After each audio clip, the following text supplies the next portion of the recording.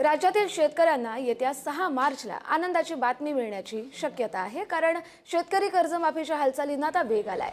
शेतकऱ्यांनी त्यांची माहिती बँकेत सादर करण्यासाठी वृत्तपत्रामध्ये जाहिरात दिली गेली आहे। नागपूर जिल्हा मध्यवर्ती बँकेकडून थकीत शेतकरी कर्जाची माहिती गोळा करण्यास सुरुवात झाली आहे। बँकेच्या सर्व शाखांकडून कर्ज थकीत असलेल्या शेतकऱ्यांची कागदपत्र संकलित करण्याचं काम केलं जात आहे। लवकरच सगळी माहिती सहकार विभागाकडे सादर केली जाईल।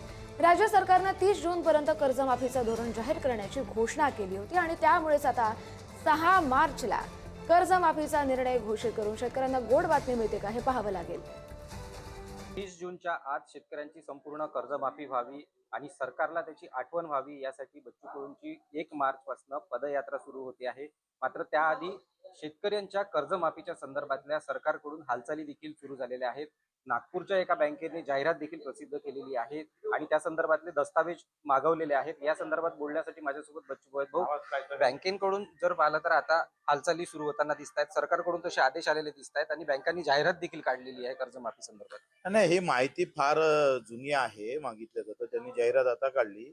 आमच्या बँकेनं जिल्हा बँकेनं सगळी माहिती अपडेट करून दिली सुद्धा आहे। लक्षात घ्या, मधात एक बैठक झाली होती, त्यांनी चालू वर्षाचं कर्ज सोडून जुन्या माहिती मागितल्या होत्या। आम्ही त्यांना विनंती केली का चालू वर्षाचं कर्ज सुद्धा तुम्ही मागितलं पाहिजे आणि चालू वर्षाचं कर्ज सुद्धा तुम्ही माफ केलं पाहिजे।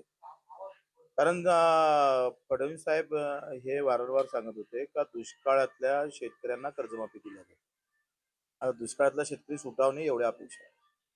यामध्ये स्पष्टता नाही आहे कुठल्या वर्षाचं कर्ज माफ केलं जाईल किंवा कुठपर्यंत माहिती मागेल। 2026 पर्यंत त्या नोटीस मध्ये मी वाचलं, 2026 पर्यंत म्हटलंय। थकीत कर्जदारांचं कर्ज कशा पद्धतीने सरकार माफ करायला पाहिजे, तुम्ही कशी काय भूमिका घेतलेली आहे? माझं म्हणणं आहे गरीब शेतकरी कुठलाही सुटू नये आणि सरसकट सगळा शेतकरी घेतला पाहिजे। सरकारला पुन्हा एकदा कर्जमाफीची आठवण व्हावी यासाठी तुम्ही पदयात्रा काढणार आहे, कशा स्वरूपाची ही पदयात्रा असेल? त्यासाठीच मी पत्रकार परिषद घेतलेली आहे, तिथे सगळं सविस्तर तुम्हाला सांगतो। नक्कीच थोड्या वेळात का होईना बच्चूभाऊंची पत्रकार परिषद सुरू होईल आणि पदयात्रेच्या संदर्भात ते संपूर्ण माहिती देणार आहेत। मात्र 30 जूनच्या आत सरकारनं कर्जमाफी करावी अशीच भावना बच्चू कडूंकडून घेता येत आहे। छगन जाधव।